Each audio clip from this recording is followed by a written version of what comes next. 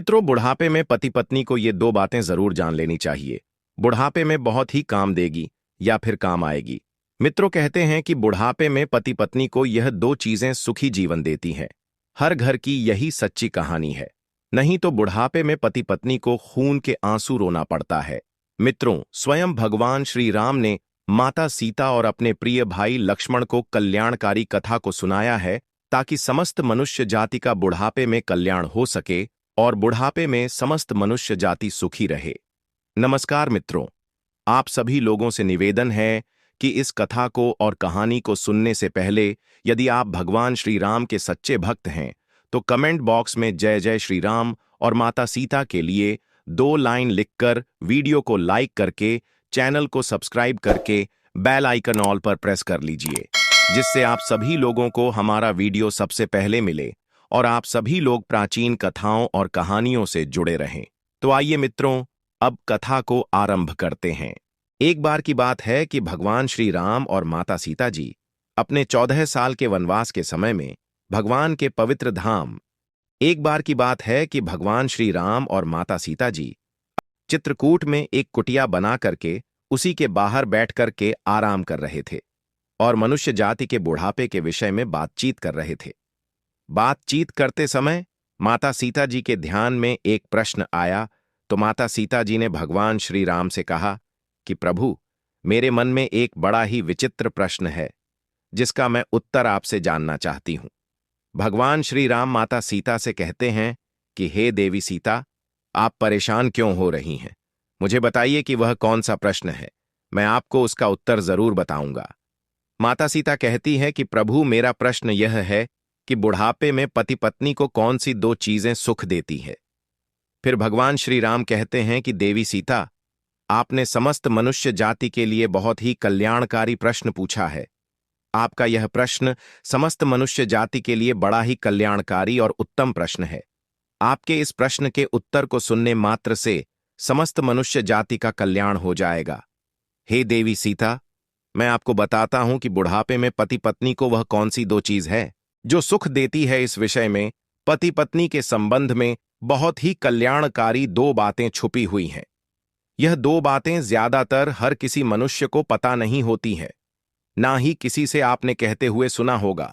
भगवान श्री राम कहते हैं कि देवी सीता, मुख्य रूप से मनुष्य के जीवन में 3 अवस्थाएं होती हैं। पहली अवस्था होती है बचपन, और दूसरा जवानी, तीसरा बुढ़ापा। कहावत है कि जवानी को देख देख कर कहे प्रभावे हैं, बुढ़ापा और मौत बंदे सभी को आवे है। अर्थात बुढ़ापा और मौत अटल सत्य है। सभी पर बुढ़ापा भी आएगा और सभी की मौत भी होना निश्चित है। यह अटल सत्य है, इसको कोई झुठला नहीं सकता। लेकिन हे देवी सीता, बुढ़ापा भी सबको नसीब नहीं होता। बड़े भाग्यशाली लोगों को ही बुढ़ापा मिलता है, और जो बुढ़ापे में भी सुख से रहते हैं वह लोग बड़े भाग्यशाली होते हैं। बुढ़ापा एक ऐसी अवस्था है जिसमें बहुत सारे परिवर्तन होते हैं। कुछ लोग पहले से व्यवस्था बना करके जीते हैं, उन्हें बुढ़ापे में कोई दुख नहीं होता है, और जो लोग व्यवस्था नहीं बनाते हैं उन्हें जीवन के इस पड़ाव पर बहुत ही समस्याओं का सामना करना पड़ सकता है। मित्रों, फिर आगे भगवान श्री राम कहते हैं कि देवी सीता, मैं आपको बुढ़ापे में सुखी रहने के मूल मंत्र एक कल्याणकारी कथा के माध्यम से बताने जा रहा हूं कि कौन सी 2 चीजें छोड़ करके और 3 चीजों को अपना करके आप बुढ़ापे में हर मनुष्य सुख शांति से रह सकते हैं। जो भी मनुष्य इन बातों का पालन करेगा तो निश्चित ही उनका बुढ़ापा बड़े आराम से बीत जाएगा। यह जानकारी समस्त मनुष्य जाति के लिए बहुत ही कल्याणकारी है और ज्ञानवर्धक होने वाली है। मनुष्य आज जवान है तो आज नहीं, परंतु जब बुढ़ापा आएगा तो यह बातें आपको बहुत ही काम आएंगी। और यदि आपका बुढ़ापा आ गया है तो आप इस वीडियो को और इस कहानी को पूरा अवश्य ही सुनना, जिससे आपको बुढ़ापे में कभी भी खून के आंसू नहीं रोना पड़ेगा। समस्त मनुष्य जाति को प्राचीन कथाओं और कहानियों से जुड़े रहना चाहिए। आपने देखा होगा कि बुढ़ापे में बहुत सारे परिवर्तन होते हैं। मनुष्य के सारी कर्म, इंद्रियां, ज्ञानेंद्रियां असर छोड़ देती हैं। हाथ पैर काम करना बंद कर देते हैं। आंखों से कम दिखाई देता है, कानों से सुनाई भी कम देता है, जीभ पर स्वाद कणिकाएं खत्म हो जाती है, किसी चीज में स्वाद नहीं आता है, दांत भी साथ छोड़ जाते हैं, जिसमें बहुत सी चीजों पर मन मचलता है परंतु नहीं खा पाते क्योंकि दांत की स्मृति खत्म हो जाती है, याददाश्त कम हो जाती है। शरीर के अंदरूनी अंग भी ठीक से काम नहीं करते हैं।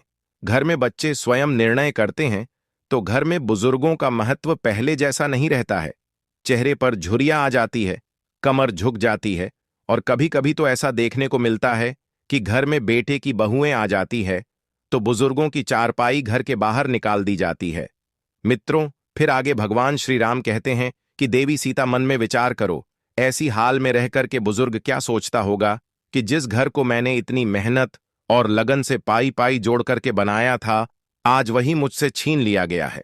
सोचो बुढ़ापे में कितना दुख होता होगा। जब वह घर का बुजुर्ग खाना पानी मांगता है तो बच्चे सुनते ही नहीं हैं तो उसे गुस्सा आता है और वह गाली देता है। सबसे बड़ा दुख बुढ़ापे में तो तब होता है जब पति पत्नी में से कोई एक की मृत्यु हो जाती है। फिर उसका ख्याल करने वाला, उसकी भावनाओं को समझने वाला कोई नहीं रह जाता है। सोचो तब वह कितना अकेला और दुखी अपने आप को महसूस करता होगा। परंतु यह कहानी सबकी नहीं है। सबके साथ साथ ऐसा नहीं होता है। कुछ लोग अपनी वृद्धावस्था को बड़ी सुख शांति से व्यतीत करते हैं। वह लोग क्या व्यवस्था बनाते हैं? भगवान श्री राम कहते हैं कि देवी सीता, यही मैं आपको बता रहा हूं। आप सोचिए कि पुरुष के जीवन में सबसे अच्छा कोई दोस्त हो सकता है तो वह उसकी पत्नी होती है, और एक स्त्री का सबसे सच्चा और अच्छा दोस्त कोई हो सकता है तो वह होता है उसका पति। यह सत्य है कि जीवन के इस मोड़ पर आकर के वृद्धावस्था में पति और पत्नी भाई बहन की तरह हो जाते हैं। जीवन में लंबे समय तक एक दूसरे के साथ रहते हुए भी वह एक दूसरे का रूप हो जाते हैं। दोनों एक दूसरे को समझ जाते हैं। बिना बोले सुने भी एक दूसरे की इच्छाओं को जरूर समझ जाते हैं। बुढ़ापा में आकर दोनों एक दूसरे का ध्यान रखने की, ख्याल करने की भावना और अधिक गहरी हो जाती है, मजबूत हो जाती है। बुढ़ापे के पड़ाव पर आकर के स्त्रियां पति की देखभाल इस प्रकार करती हैं जिस प्रकार एक मां अपने बच्चों की देखभाल करती है। कहा जाता है कि ना बेटा ध्यान करेगा ना बेटी ध्यान करेगी, पत्नी से बनाकर रखना वही देखभाल करेगी। भगवान श्री राम कहते हैं कि हे देवी सीता, याद रखना, बुढ़ापे में जब लाठी नहीं मिलेगी तो पति की लाठी पत्नी ही बनेगी, और जब बुढ़ापे में जब चश्मा खो जाएगा तो पत्नी का चश्मा पति ही ढूंढ करके देगा और कोई नहीं आएगा ढूंढने के लिए और आपका ख्याल करने के लिए। इसीलिए पति और पत्नी एक दूसरे का हमेशा आदर करें, या बाहर वाली, बाहर वाला। जब तक धन है, पैसा है, तब तक तुम्हारे साथ है। अंत में एक दूसरे का साथ पति पत्नी दोनों को ही देना होता है। बुढ़ापे में मनुष्य पराधीन होता है। धीरे धीरे सब चीज उसके हाथ से निकल जाती है। इस स्थिति में स्वाभाविक है कि मनुष्य चिड़चिड़ा हो जाता है और गुस्सैल स्वभाव का हो जाता है। बहू बेटे नाती पोते अपनी अपनी जिंदगी में जीते हैं। सबकी जरूरतें अपनी अपनी रहती हैं। बुढ़ापे में माँ बाप की कोई नहीं सुनता है। सबका अपना अपना अलग जीवन होता है। इसी स्थिति में कैसे सुख शांति से अपनी वृद्धावस्था को बिताए? भगवान श्री राम कहते हैं कि देवी सीता, मैं यही आपको एक कहानी के माध्यम से बता रहा हूं। बुढ़ापे में एक व्यक्ति ऐसा ही ग्रस्त था। उसके पास बहुत चिड़चिड़ापन था। वह बात बात में गुस्सा हो जाता था, जबकि उसकी पत्नी समझती थी कि इस उम्र में इतना गुस्सा करना ठीक नहीं है, परंतु वह मानता ही नहीं था। जरा सा नमक तेज हो जाता था तो भोजन की थाली को उठा करके अपनी पत्नी के ऊपर फेंक देता था।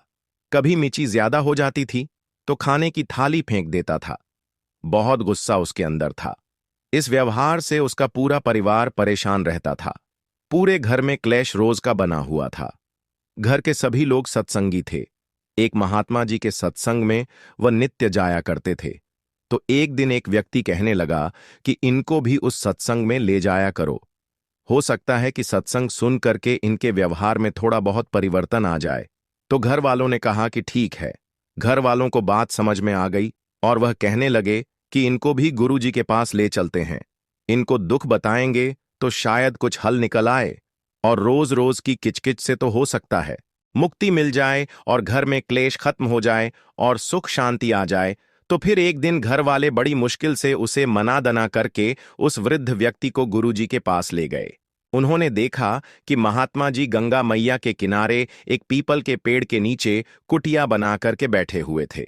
महात्मा तो बिना बताए ही सब कुछ जान लेते हैं, क्योंकि वे अंतर्यामी होते हैं। ज्ञानी होते हैं। जब वह गुरुजी के पास गए तो वह जान गए कि यह लोग क्यों मेरे पास आए हैं। गुरुजी देखते ही समझ गए कि उनके घर में क्लेश है, इसलिए घर में सुख शांति की तलाश में यह सभी लोग मेरे पास आए हैं। और वह यह भी जान गए कि उनके घर में क्लेश का कारण क्या है।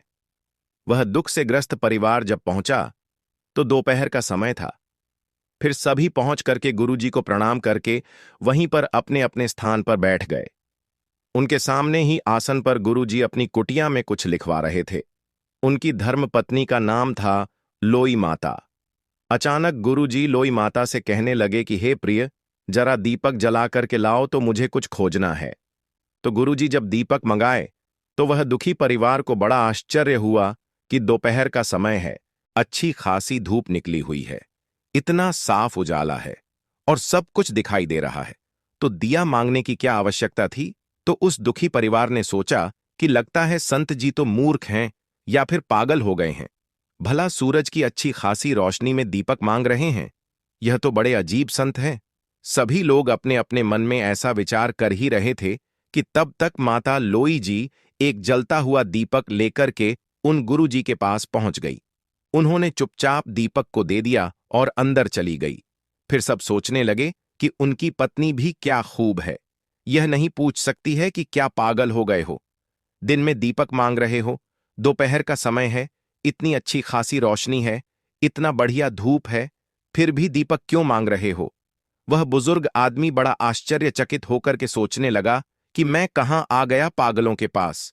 यह संत जी तो सचमुच पागल है, और साथ ही इनकी जो पत्नी है वह इनसे भी बड़ी पागल है, क्योंकि दिन के उजाले में दीपक मांगते हैं और वह स्वयं लेकर के आती है।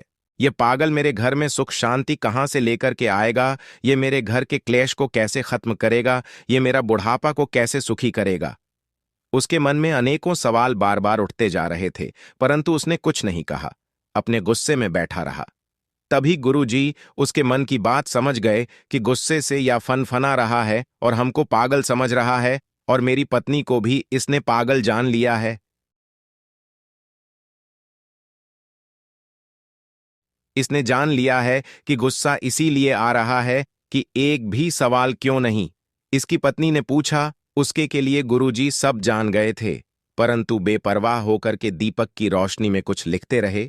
उस बुजुर्ग व्यक्ति ने फुसफुसाते हुए अपने बच्चों से कहा कि यह पागल हमारे जीवन में सुख शांति देगा। हद हो गई, चलो यहां से, मैं एक पल भी यहां नहीं ठहर सकता। यहां से जल्दी ले चलो, मुझे यहां पर अब नहीं रुकना है, यहां मुझे नहीं चाहिए ज्ञान मित्रों। फिर आगे भगवान श्री राम कहते हैं कि देवी सीता। फिर तो गुरुजी ने सुन लिया था। बोले, क्या बात है भगत जी, कोई दिक्कत है क्या। तो बूढ़ा आदमी बनावटी हंसी हंसते हुए कहने लगा कि नहीं नहीं गुरुजी, कोई समस्या नहीं है, कोई दिक्कत नहीं है।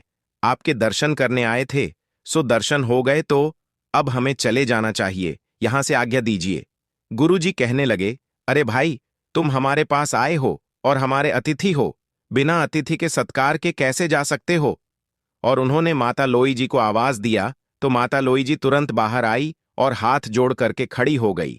तो गुरुजी कहने लगे कि या भक्त जी थोड़ा जल्दी में है और जाना चाहते हैं, जल्दी से 2 गिलास दूध लेकर के आओ। तो दुखी परिवार ने मना कर दिया, अरे नहीं गुरुजी, हम घर से भोजन करके आए हैं, दूध की कोई जरूरत नहीं है।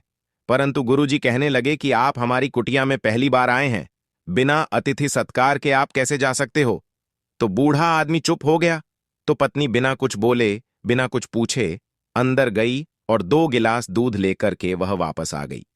संत जी ने 1 गिलास दूध उस बूढ़े आदमी को दिया और 1 गिलास दूध खुद ले लिया। बाकी लोग वहीं पर चुपचाप बैठे रहे।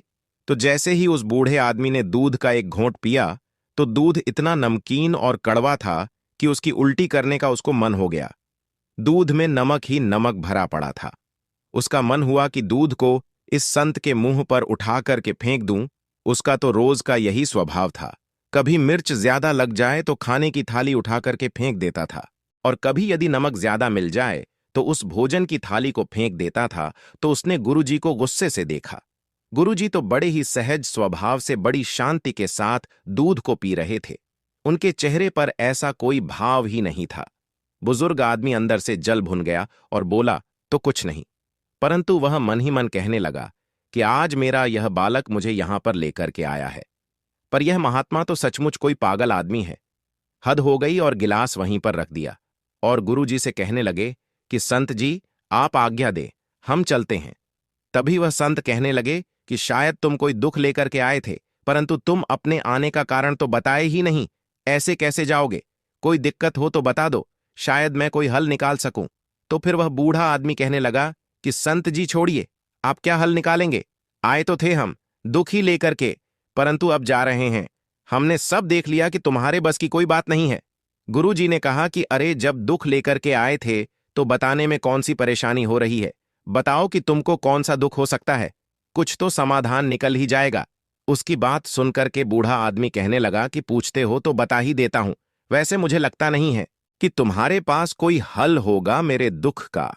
जब संत महात्मा ने बार बार पूछा तो उस बूढ़े आदमी ने कहा, सुनो, मेरे घर में कोई मेरी इज्जत नहीं करता है, सब मुझे गलत कहते हैं।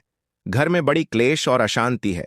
मुझे अपने घर में शांति और समृद्धि चाहिए, इसीलिए मैं आपके पास आया था। परंतु आपकी मूर्खता देख करके मुझे पूरा विश्वास हो गया कि आपके पास मेरे दुख का कोई हल नहीं है।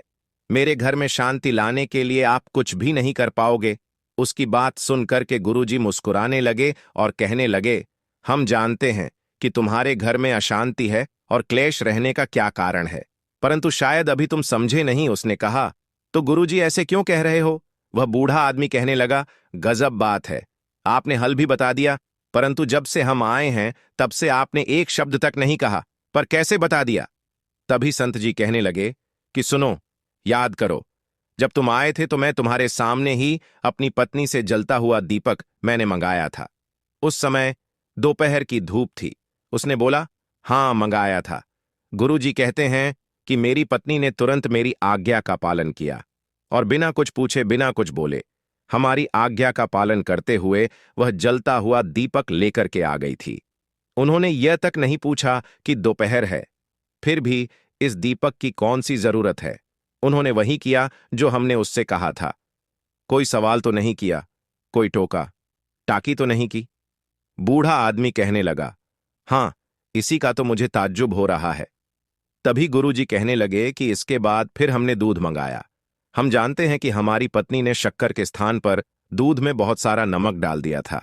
दूध बहुत कड़वा था, नमकीन था, इतना कड़वा कि तुमसे पिया नहीं जा रहा था, और आपने देखा कि हम इस कड़वे दूध को चुपचाप पी गए। तो पता है क्यों? क्योंकि जब पत्नी ने हमसे दीपक के बारे में कुछ नहीं पूछा तो हमारा भी कोई अधिकार नहीं है कि कोई भी सवाल हम उससे करते तो हम भी कैसे कोई सवाल उससे पूछ सकते थे। दीपक लाना, हमारी आज्ञा का पालन करना ही अपना धर्म समझा, तो फिर हम उससे कैसे पूछते कि दूध कड़वा क्यों है? हमने भी अपना धर्म समझा और उस दूध को पी लिया। जिस तरह उन्होंने कोई टिप्पणी नहीं किया है, उसी तरह हमने भी कोई टिप्पणी नहीं किया। इससे क्या समझे? इससे यह सिद्ध होता है कि पति और पत्नी दोनों को सामंजस्य स्थापित करना चाहिए और एक दूसरे की बात को मानना चाहिए, एक दूसरे की बात का सम्मान करना चाहिए, दोनों को प्रेम से रहना चाहिए। मुझे पता है ऐसा तुम नहीं करते हो, तभी गुरुजी कहते हैं कि तुम ध्यान रखो, गलती सबसे होती है। आज गलती से दूध में शक्कर की जगह पर नमक पड़ गया तो हमने स्वीकार किया। चुपचाप बिना कुछ पूछे बिना कुछ बोले उस दूध को मैंने पी लिया। तुम्हारे घर में अशांति का कारण यही है कि तुम दो चीजों से बहुत परेशान हो और उसी के कारण तुम्हारे घर में क्लेश है मित्रों। फिर आगे भगवान श्री राम कहते हैं कि देवी सीता व गुरुजी कहते हैं कि बुढ़ापे में जो इन दो चीजों का त्याग कर देता है वही सुखी जीवन जीता है। संत जी कहते हैं कि यह दो चीज है, स्वाद और गाली। बुढ़ापे में सुखी रहने के लिए जरूरी है कि मनुष्य स्वाद और गाली को छोड़ दे तो घर में शांति बनी रहेगी, बुढ़ापा सुख से बीत जाएगा। हमें समझना चाहिए कि घर में जो महिला भोजन बनाती है, कितने भाव से और कितने मन से और परिश्रम से उस भोजन को बना करके तैयार करती है। गर्मी ज्यादा हो, जो भी परिस्थितियां हो, उस समय बड़े भाव से उस भोजन को बनाती है और हमको खिलाती है। कहाँ जाता है कि राज रसोई बागड़ी कभी कभी बन जाए, कभी गलती हो जातो है, गलती से नमक ज्यादा हो जाए, मिर्च ज्यादा हो जाए, तो क्या हमें उस भोजन को फेंक देना चाहिए? बिल्कुल नहीं। हमें यह समझना चाहिए कि जैसे स्त्री ने, पत्नी ने या तुम्हारी पुत्र बधू ने या बहू ने इतनी मेहनत के भाव से भोजन को बनाया है तो हमारा धर्म है हम उसे स्वीकार करें और धोखे से नमक मिर्ची ज्यादा हो जाती है तो कोई बात नहीं है। हमें उसकी प्रशंसा करते हुए उस भोजन को ग्रहण करना चाहिए और उसे प्रेम शब्दों से समझाना चाहिए, ना कि उसे गाली दे करके उससे कहना चाहिए, उसके दिलों में हताश पहुंचाना, दुख पहुंचाना। अगर हम ऐसा करते हैं तो दूसरे दिन वह स्वादिष्ट भोजन बनाएगी, बेमन से बनाएगी, और अभी हम ऐसी थाली जमीन पर फेंक कर मार देंगे तो सोचो कि उसके दिल पर क्या बीतेगी। क्या उसने मन में तुम्हारे लिए कोई सम्मान उसके पास बचेगा? मित्रों, फिर आगे भगवान श्री राम कहते हैं कि देवी सीता गुरुजी कहते हैं कि हरगिज नहीं, यहां तो उस स्त्री का और अन्य का दोनों का अपमान होगा। हमें यह अपमान कदापि नहीं करना चाहिए। जहां भोजन और स्त्री का अपमान होता है, उस घर से लक्ष्मी शांति समृद्धि हमेशा के लिए चली जाती है। अतः भूल करके भी ऐसा नहीं करना चाहिए। गुरुजी कहते हैं कि इसीलिए बुढ़ापे में हमें दो चीजों का त्याग कर देना चाहिए। पहली चीज है स्वाद और दूसरा गाली। जैसा भी मिले भगवान का भोग समझ करके ग्रहण करना चाहिए, तो बुढ़ापे में कोई दुख नहीं होगा। स्वाद और गाली दोनों ही बुढ़ापे में दुखदाई होते हैं। तो उस बूढ़े आदमी के परिवार को और खास तौर से उस बूढ़े आदमी को पूरी बात समझ में आ गई कि मेरे घर में अशांति क्यों बनी है, तो वह दोनों हाथ जोड़ करके गुरुजी से क्षमा मांगता हुआ कहने लगा कि मैं अज्ञानी, पता नहीं क्या क्या आपके बारे में मैंने जो अनुचित वचन बोला है, आप मुझे उदारता और विशालता दिखाते हुए क्षमा करने की कृपा कर देना गुरुजी। आज के बाद मैं ऐसा कभी नहीं करूंगा। गुरुजी ने उसको क्षमा कर दिया और कहने लगे कि आज से संकल्प लो कि स्वाद और गाली को छोड़ करके यही जाओगे। संत जी कहने लगे कि सुनो, यदि बुढ़ापे में सुखी रहना चाहते हो तो इन दो चीजों का त्याग करो। भगवान श्री राम कहते हैं कि देवी सीता, अब मैं आपको अंतिम चीज के बारे में बताने जा रहा हूं, जिन तीन चीजों को हमेशा अपने साथ रखना चाहिए बुढ़ापे में, तो बुढ़ापे में कभी कोई दुख नहीं होता है। तो फिर बूढ़ा आदमी कहने लगा कि मैं आज से स्वाद और गाली का त्याग करता हूं, परंतु संत जी, वह तीन चीजें कौन सी हैं जो मुझे अपने साथ रखनी चाहिए? कृपा करके आप बताने की दया कीजिए। गुरुजी कहते हैं कि जिनका जीवन अनुशासित होता है, सफलता उनके दरवाजे पर दस्तक जरूर देती है। मनुष्य का जीवन तभी सार्थक बनता है जब वह अपने कार्य की जिम्मेदारी की चीजों को सरल बना करके, और बुढ़ापा जीवन का वह पड़ाव है जहां हर इंसान सुख और आराम की जिंदगी जीना चाहता है। तो इस संसार में खुशियां पाने के लिए मनुष्य को बुढ़ापे तक किन किन चीजों का साथ नहीं छोड़ता है, इसे समझना बहुत जरूरी है। पहली बार धन का सदियों उपयोग है।